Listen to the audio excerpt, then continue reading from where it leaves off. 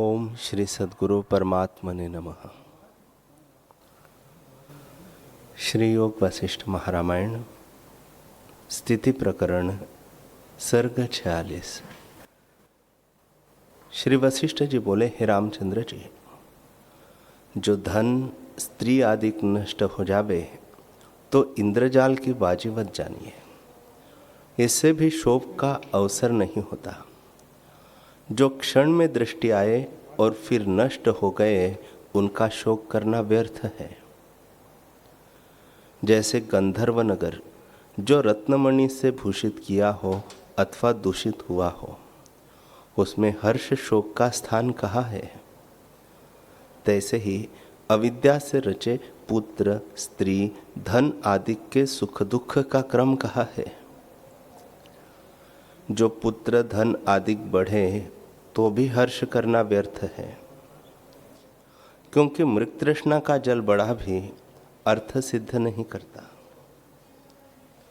तैसे ही धन दारा आदि बढ़े तो हर्ष कहाँ है, शोकवान ही रहता है। वह कौन पुरुष है जो मोहमाया के बढ़े शांतिवान हो, वह तो दुखदायक ही है। जो मूढ़ है वे भोगों को देख के हर्षवान होते हैं और अधिक से अधिक चाहते हैं, और बुद्धिमानों को उन भोगों से वैराग्य उपजता है।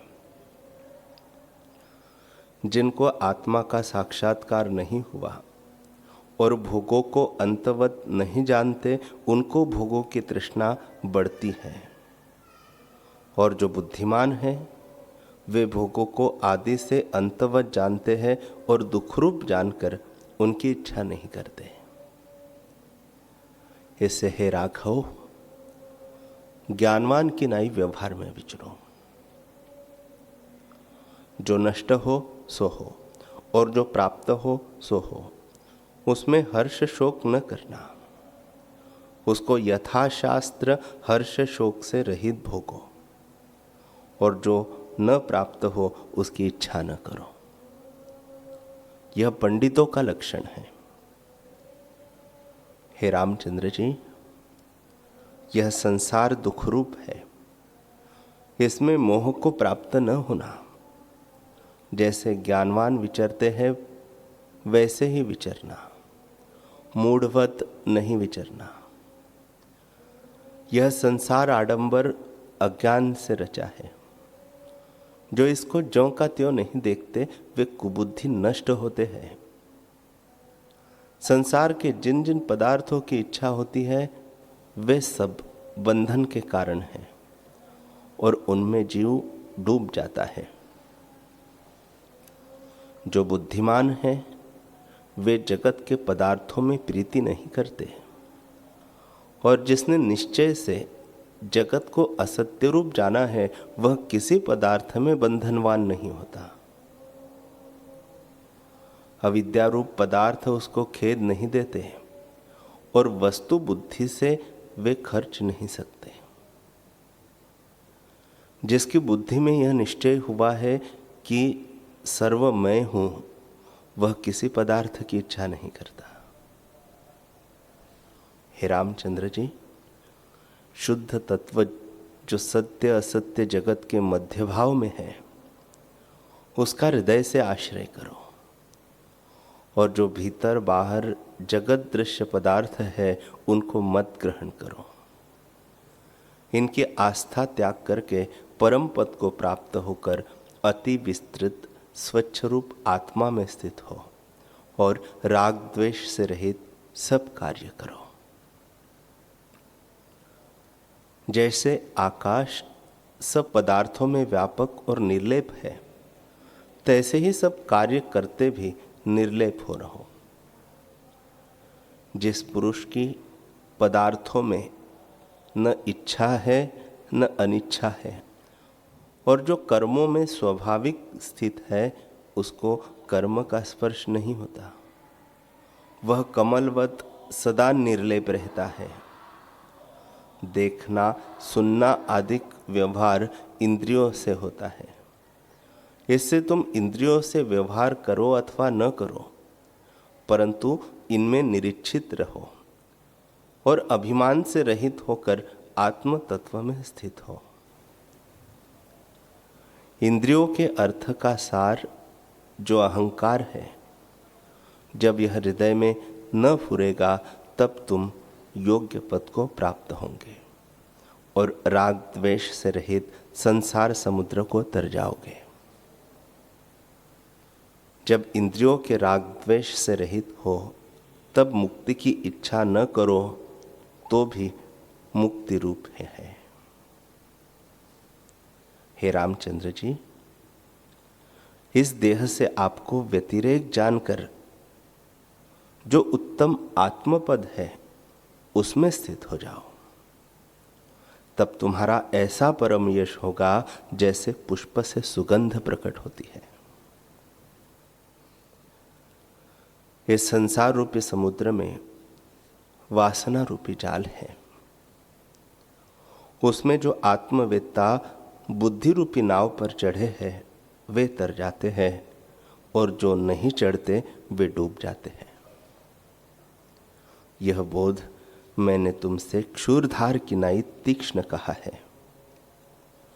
यह अविद्या का काटने वाला है। इसको विचार कर आत्म तत्व में स्थित हो।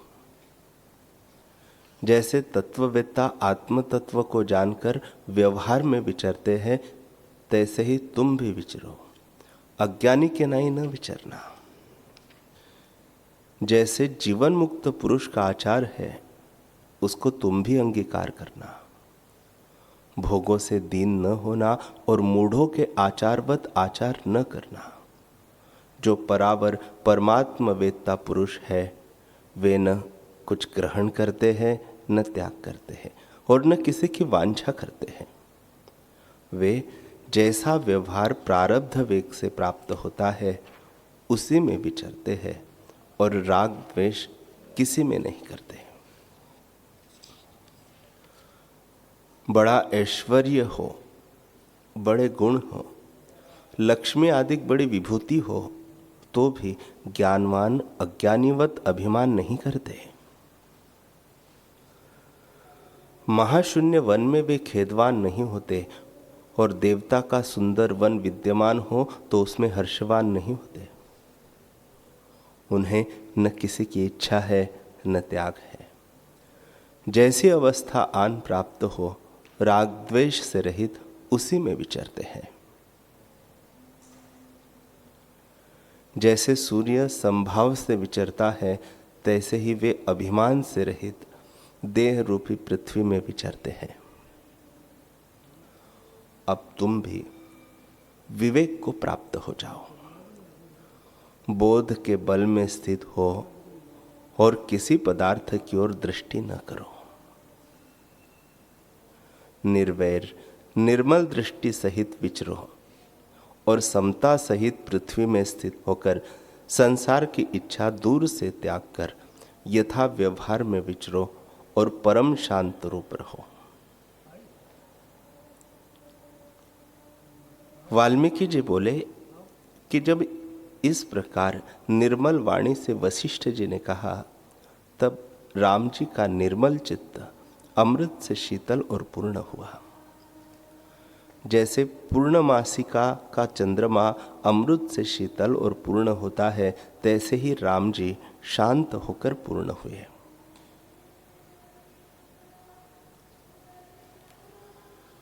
राम जी बोले, हे भगवान, आप सर्वधर्म और वेद वेदांत के पारंज्ञ हैं। आपके शुद्ध उदार विरक्त चित्त कोमल और उचित वचनों से मैं स्वस्थ हुआ हूं और उन अमृत रूपी वचनों के पाकर मैं तृप्त नहीं हो पाता। हे भगवान, आप राजस सात्विक जगत कहने लगे थे, सो कुछ संक्षेप से कहा था कि उसमें अवकाश पाकर आपने ब्रह्मा जी की उत्पत्ति कही। उसमें मुझको यह संदेह उत्पन्न हुआ कि कहीं ब्रह्मा की उत्पत्ति कमल से कही है, कहीं आकाश से कही है, कहीं अंडे से कही है और कहीं जल से कही है। सो विचित्र रूप शास्त्र ने कैसे कहा? आप सब संशयों के नाश करता है, कृपा करके शीघ्र मुझको उत्तर दीजिए। श्री वशिष्ठ जी बोले, हे रामचंद्र जी, कई लक्ष ब्रह्मा और अनेक विष्णु और रुद्र हुए हैं, और अब भी अनेक ब्रह्मांड में अनेक प्रकार के व्यवहार संयुक्त प्रस्तुत है। कितने तुल्य होते हैं, कितने बड़े छोटे काल के स्वप्न जगत की नाई उत्पन्न होते हैं, कितने बीते हैं और कितने आगे होंगे। उनमें से तुमने एक ब्रह्मा की उत्पत्ति पूछी है, सो सुनो। यह भी अनेक प्रकार के होते हैं। कभी सृष्टि सदाशिव से उत्पन्न होती है, कभी ब्रह्मा से, कभी विष्णु से, और कभी मुनीश्वर रच लेते हैं। कभी ब्रह्मा कमल से उपजे हैं, कभी जल से, कभी पवन से, और कभी अंडे से उपजे हैं। कभी ब्रह्मांड में ब्रह्मा, कभी विष्णु और कभी सदाशिव होते हैं। कभी सृष्टि में पर्वत उपजते हैं और कभी मनुष्यों से और कभी वृक्षों से पूर्ण होती है। सृष्टि की उत्पत्ति भी अनेक प्रकार से होती है। किसी ब्रह्मांड में मृत्यु का भय होता है, कभी पाषाणमय होती है, कभी मांसमय होती है और कभी सुवर्णमय होती है। कई सृष्टियों में 14 लोक होते हैं। किसी सृष्टि में कई लोक हुए हैं और किसी सृष्टि में ब्रह्मा नहीं हुए। इसी प्रकार अनेक सृष्टि चिदाकाश ब्रह्म तत्व से फूरी है और फिर लय हुई है। जैसे समुद्र में तरंग उपज कर लय होते हैं, तैसे ही आत्मा में अनेक सृष्टि उपज कर लय होती है। जैसे मरुस्थल में मृग तृष्णा की नदी भासती है और पुष्प में सुगंध होती है, तैसे ही परमात्मा में जगत है। जैसे सूर्य की किरणों में 13 रेणु भासते हैं और उनकी संख्या नहीं कही जाती, यदि कोई ऐसा समर्थ भी हो कि उनकी संख्या करे, परंतु ब्रह्म तत्व में जो सृष्टि फुरती है उनकी संख्या वह भी नहीं कर सकेगा। जैसे वर्षा ऋतु में ईखों के खेत में मच्छर होते हैं और नष्ट भी हो जाते हैं, तैसे ही आत्मा में सृष्टि उपजा कर नष्ट हो जाती है। वह काल नहीं जाना जाता कि जिस काल में सृष्टि का उपजना हुआ। आत्म तत्व में नित्य ही सृष्टि का उपजना और लय होना है। जैसे समुद्र में पूर्वापार तरंग फुरते हैं, उनका अंत नहीं, इसी प्रकार सृष्टि का आदि और अंत कुछ नहीं जाना जाता। देवता, दैत्य, मनुष्य आदि कितने उपज कर लय हुए हैं और कितने आगे होंगे। जैसे यह ब्रह्मांड ब्रह्मा से रचा गया है, तैसे ही अनेक ब्रह्मांड हो गए हैं, और जैसे अनेक घटिका एक वर्ष में व्यतीत होती है, तैसे बीते हैं। जैसे समुद्र में तरंग होते हैं, तैसे ही ब्रह्म तत्व में असंख्य जगत होते हैं। कितनी सृष्टि हो बीती है, कितनी अब है और कितनी आगे होंगी। जैसे मृत्तिका में घट होता है, वृक्ष में अनेक पत्र होते हैं, फिर मिट जाते हैं, और जैसे जब तक समुद्र में जल है तब तक तरंग आवर्त निवृत्त नहीं होते, उपजते और लय होते हैं, तैसे ही ब्रह्म चिदाकाश है। त्रिलोकी रूप जगत उपज उपज कर उसी में लय होते हैं। जब तक अपने स्वरूप का प्रमाद है, तब तक विकार संयुक्त जगत है और बड़े विस्तार से भासता है। जब आत्मा स्वरूप देखोगे, तब कोई विकार न भासेगा। जब तक आत्मदृष्टि से नहीं देखा तब तक आभास दशा में उपजते और मिटते हैं, पर न सत्य कहे जा सकते हैं और न असत्य कहे जा सकते हैं। वास्तव में ब्रह्म और जगत में कुछ भेद नहीं।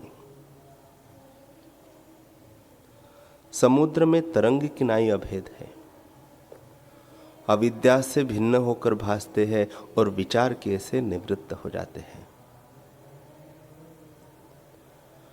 चर अचर रूप जगत जो नाना प्रकार की चेष्टा संयुक्त अनंत सर्वेश्वर आत्मा में फुरते हैं, सो उससे भिन्न नहीं है। जैसे शाखा और फूल फल वृक्ष से भिन्न नहीं और भिन्न भासते हैं तो भी अभिन्न है, तैसे ही आत्मा से जगत भिन्न भासते हैं तो भी भिन्न नहीं, आत्मरूप ही है। हे रामचंद्र जी, मैंने जो तुमसे चतुर्दश भुवन संयुक्त सृष्टि कही है, उनमें कोई अल्परूप है, कोई बड़ी है, पर सब परमात्मा आकाश में उपजी है और वही रूप है। ब्रह्म तत्व से कभी प्रथम ब्रह्म आकाश उपजता है और प्रतिष्ठा पाता है, फिर उससे ब्रह्मा उपजता है और उसका नाम आकाशज होता है। कभी प्रथम पवन उपजता है और प्रतिष्ठित होता है, फिर उससे ब्रह्मा उपजता है, सो वायुज कहता है। कभी प्रथम जल उत्पन्न होता है, उससे ब्रह्मा उपजकर जलज नाम होता है, और कभी प्रथम पृथ्वी उत्पन्न होके विस्तार भाव को प्राप्त होती है और उससे ब्रह्मा उपजता है और पार्थिव उसका नाम होता है। एवं अग्नि से उपजता है तब अग्निज नाम पाता है। हे राघव, यह पंचभूत से जो ब्रह्मा की उत्पत्ति हुई वह मैंने तुमसे कही। जब चार तत्व पूर्ण होते हैं और पंचम तत्व उससे बढ़ता है, तब उससे प्रजापति उपजकर अपने जगत को रचता है, और कभी ब्रह्म तत्व से आप ही फुराता है। जैसे पुष्प से सुगंध फुराती है, तैसे ही ब्रह्मा जी उपजकर पुरुष भावना से पुरुष रूप स्थित होता है और उसका नाम स्वयंभू होता है। कभी पुरुष जो विष्णु देव है उसकी पीठ से उपजता है, कभी नेत्र से प्रकट होता है और कभी नाभि से उत्पन्न होता है, तब प्रजापति, नेत्रज, पद्मज ये नाम होता है। वास्तव में सब माया मात्र है और स्वप्नवत मिथ्या रूप होकर सत्य होकर भासता है। जैसे मनोराज की सृष्टि भासाती है, तैसे ही यह जगत है, और जैसे नदी में तरंग अभिन्न रूप फुरते हैं, तैसे ही आत्मा में अभेद जगत फुरता है, वास्तव में दूसरा कुछ नहीं। जब शुद्ध सत्ता का आभास संवेदन फुरता है, तब वही जगत रूप होकर भासता है।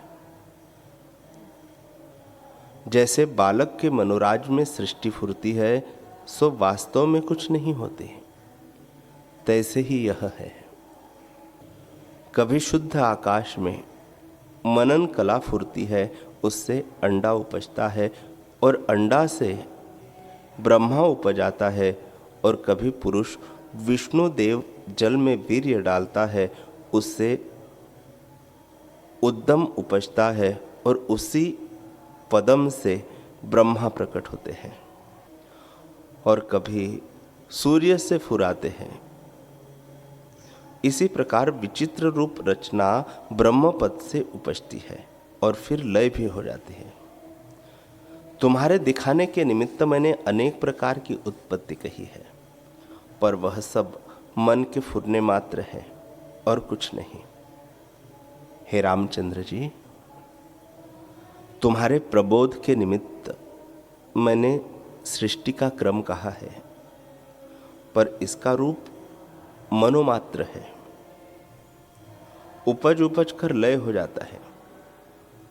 फिर दुख सुख अज्ञान ज्ञान बंध मोक्ष होते हैं और मिट जाते हैं। जैसे दीपक का प्रकाश उपजकर नष्ट हो जाता है, तैसे ही देह उपजकर नष्ट हो जाते हैं। काल की न्यूनता और विशेषता यही है कि कोई चिरकाल पर्यंत रहता है और कोई शीघ्र ही नष्ट हो जाता है, परंतु सब ही विनाश रूप है। ब्रह्मा से आदि कीट पर्यंत जो कुछ आकार भासता है, वह काल के भेद को त्याग कर देखो कि सब नाश रूप है। कभी सतयुग, कभी त्रेता युग, कभी द्वापर और कभी कलयुग फिर आते हैं और जाते हैं। इसी प्रकार काल का चक्र भ्रमता है। मनवंतर का आरंभ होता है और काल की परंपरा व्यतीत होती है। जैसे प्रातः काल से फिर प्रातः काल आता है, तैसे ही जगत की यही गति है। अंधकार से प्रकाश होता है और जगत ब्रह्म तत्व से स्फुरण रूप होकर फिर लीन होता है। जैसे तप्त लोहे से चिंगारियां उड़ती है, सो लोहे में ही होती है, तैसे ही यह सब भाव चिदाकाश से उपजता है और चिदाकाश में ही स्थित है। कभी अव्यक्त रूप होता है और कभी प्रकट होता है। जैसे समुद्र में तरंग और वृक्ष में पत्र होते हैं, तैसे ही आत्मा में जगत है। और जैसे नेत्र दूषण से आकाश में दो चंद्रमा भासते हैं, तैसे ही चित्त के फुरने से आत्मा में जगत भासते हैं और उसी में स्थित और लय होते हैं। जैसे चंद्रमा की किरणें उत्पन्न और स्थित होकर लय होती है, तैसे ही आत्मा में जगत है। सो स्वरूप से कभी आरंभ नहीं हुआ, मन के फुरने से भासता है। हे रामचंद्र जी, आत्मा सर्वशक्ति है। जो शक्ति उससे फुरती है, वह उसी का रूप हो भासती है। सब जगत असत्य रूप है।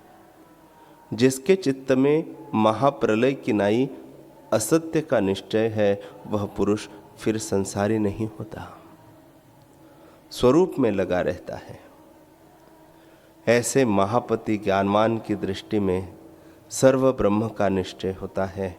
हमको यही निश्चय है कि संसार नहीं, सर्व ब्रह्म तत्व ही है और सदा विद्यमान है।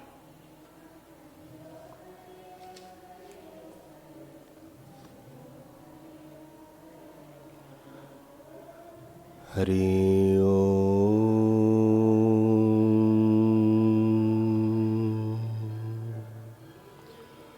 हरि ओम।